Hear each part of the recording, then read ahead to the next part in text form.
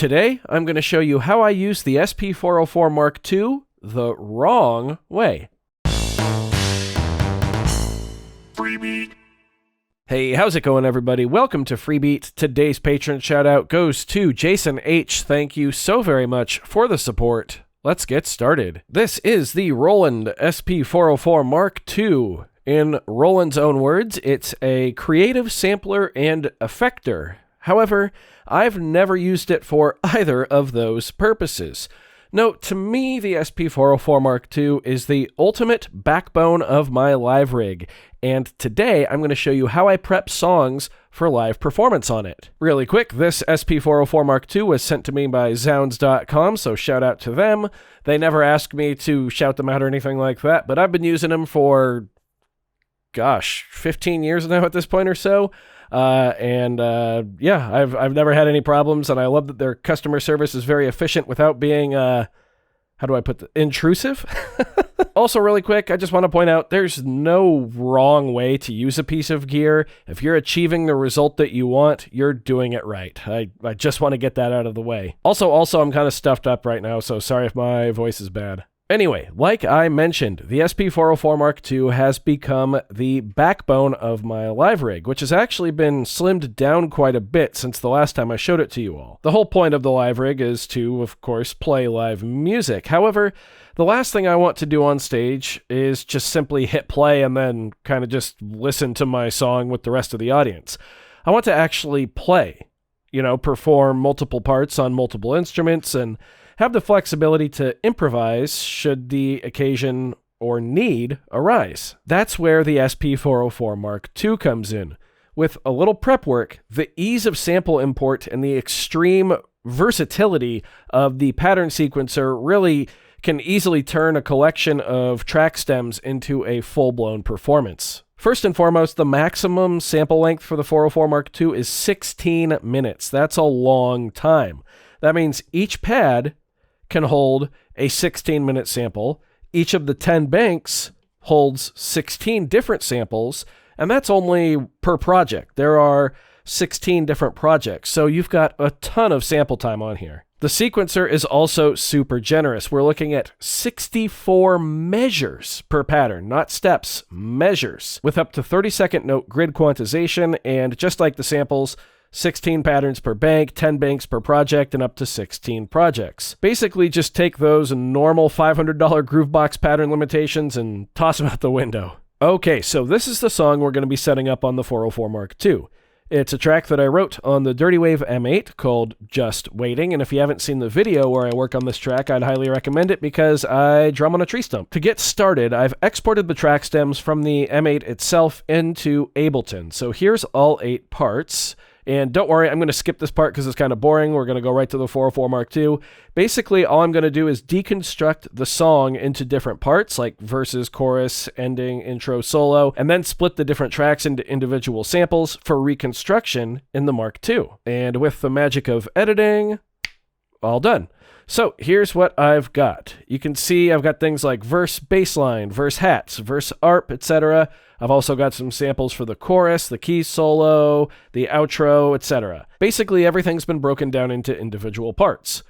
Now, I'll take the SD card from the 404 Mark II, put it in the computer, make a new folder in the import section for my song, drop the samples in, and reinsert the SD card into the 404 Mark II to get to work. Alright, so here we are on the 404 Mark II. I like to organize each song into a single bank. That gives me 16 samples to work with, as well as 16 patterns. Remember, a sample can be up to 16 minutes long, and a pattern can be up to 64 bars long. So one bank is usually plenty of time, but we can borrow from another bank if we have to. I'm now going to import the samples from the SD card here. As you can see, the screen makes it really easy. Let me get a preview. So bear with me while I do this here. I'm going to start with my verses. So I've got all my verse samples in. Now I'm going to drop down here for the chorus stuff just to keep it organized. Okay, so now I've got everything in here. I'm going to go in and I'm going to toggle off gate for all of these samples. That's so they all just play without having to be held down. There we go. Now it's time to reconstruct the different sections of the song in Pattern Sequencer. So I go to Pattern Select. Now I hit Record, and I select a pad to record to. Now under Mode, you'll see it says Real Time. Hopefully you can see that. I need to press Remain to change that to TREC. That's going to allow us to use the 16 pads as a 16-step sequencer. Now I can set things like my BPM and the length of my pattern. In this case, I know the BPM is 158. And this pattern is going to be 8 measures long. There we go. Okay. So now if I hit record, you can see it's running the pattern.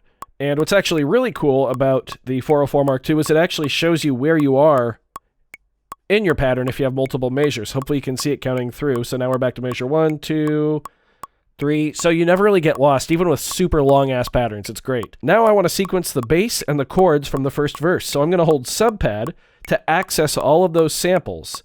And if I remember, yep, there's the chords. So now that's selected. I release it. Right now I'm on measure 1 or bar 1. I'm going to put it on step 1. Okay. Now I'm going to go select the basses. Okay. I'm going to hit exit because we're done. So now check this out.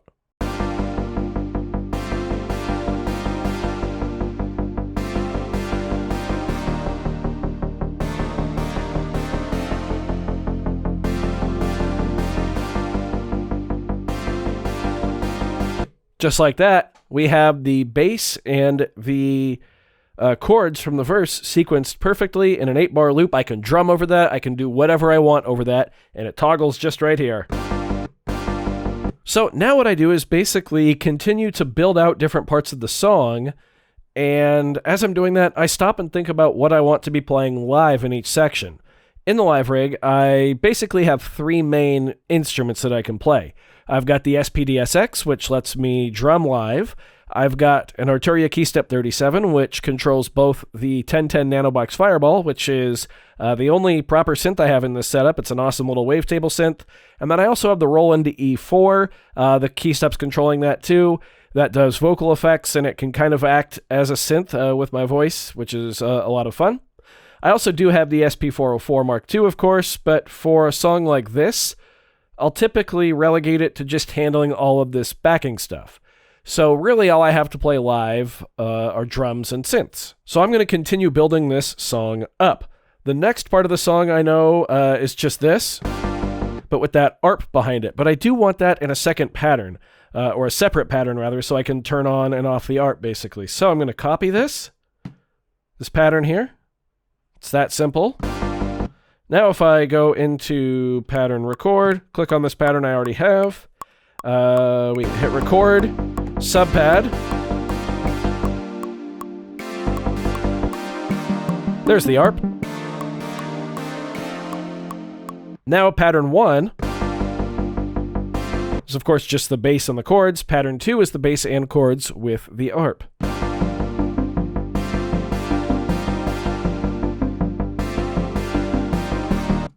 Neat. So this is really where the power and flexibility of the 404 Mark II comes into play. I can mess around with any combination of backing parts that I want, setting up different patterns to experiment with, adding in the live parts as I see fit. This lets me find the optimal blend of triggered patterns and live performance.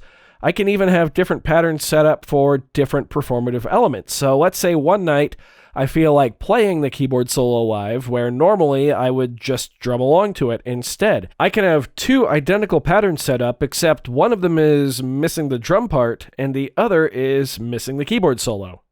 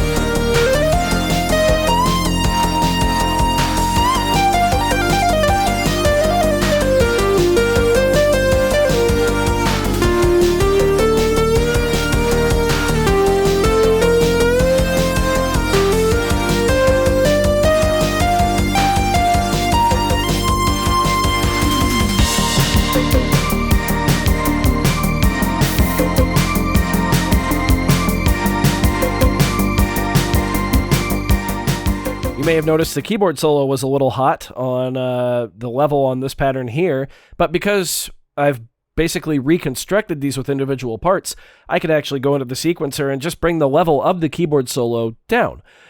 So there's a lot of flexibility when it comes to adjusting your patterns and your parts after you have them into the 404, which I really, really like. And that just comes from, like I said, doing everything as an individual section with an individual tracks within those sections. Also, it should be noted, I only really programmed 2 patterns for this particular demonstration, but I'm sure I'll have put some other footage in there of me playing where I have all of the song in. So yeah, basically the workflow would be to just keep doing what I've been doing here until I have all my patterns filled in, and then figure out the coordination between triggering them, playing drums, playing keys, and yeah, that's it. Another reason why the 404 Mark II works so well in this setting is because you can cue patterns up to play after the current pattern is done playing. You simply just hit the pad that has the next pattern you want, and it'll switch after the current pattern. This not only adds another performance element to the show, but it also means I can rehearse and find the optimal coordination between triggering/cueing patterns, drumming, playing keys, and messing with the other gear in the setup. You can also set up pattern chains, but I haven't played with that yet really, as I quite like the performative aspect of having to trigger each section individually. And that's the gist of it, at least for right now.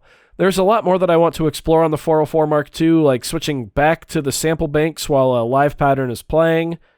I know there's a lot that I could probably do finger drumming wise there, and I also know that samples can be routed to different effects buses. Dustin from Roland was showing me some super cool stuff at KnobCon last year involving that. I'd love to take one of my songs like Jazzercise Me, which is a repetitive bass line with me playing an acoustic drum solo over it. I'd love to take something like that and then mangle effects with it live. That could be really, really cool. It's funny, I only asked Zounds.com for the 404 Mark II last year just to take a quick look at, because a lot of my viewers wanted me to. When I first got my hands on it, I didn't like it at all. I didn't understand the sequencer, the fact that there were no play, start, stop buttons, none of that. I didn't really understand why everyone was freaking out about it and, thinking it was so cool. I ignored it for a long time. Until that is, I met Dustin from Roland when I was at KnobCon last year, and he told me to look at it more like my SP-DSX. All of a sudden, this workflow just kind of clicked for me, and I absolutely love it. I'm well aware that I'm using it wrong compared to most other folks out there, but it has slotted so perfectly into this live rig that I cannot see myself using any other piece of gear for this particular type of set. I do hope you found this video informative or at least entertaining. If you did, be sure to leave a like on it. If not, you can always leave a dislike, that's okay too.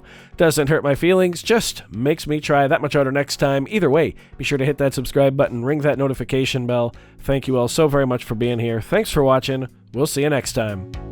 Bye.